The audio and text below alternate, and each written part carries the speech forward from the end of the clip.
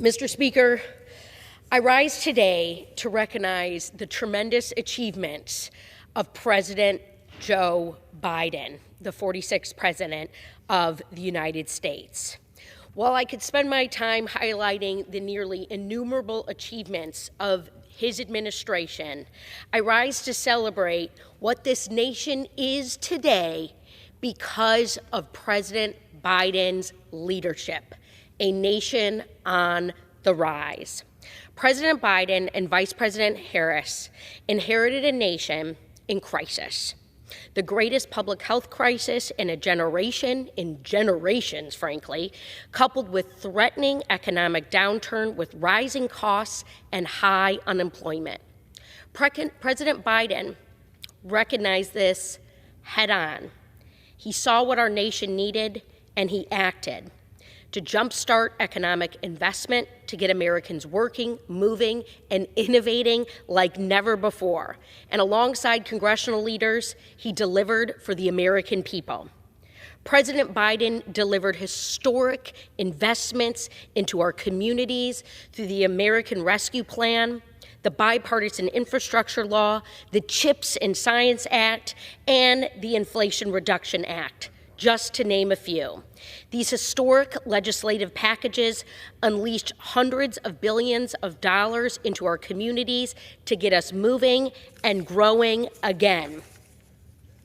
The national statistics may highlight the breadth and depth of these historic investments, but no place speaks better to the generational change created by President Biden's leadership like my home state of Michigan.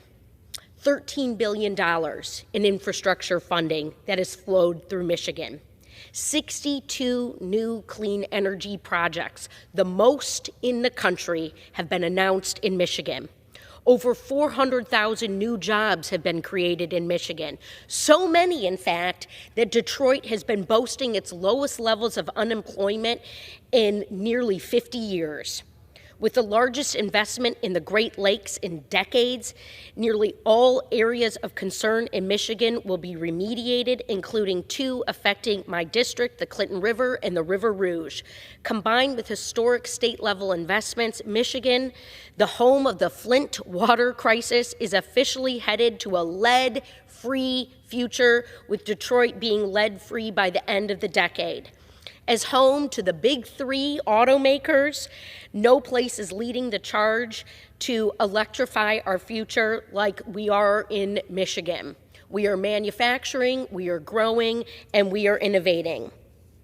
And these are stories, these are numbers that represent the American worker. American workers have been able to achieve an economic reality, not just a political wish list, because of President Biden's dedication and leadership.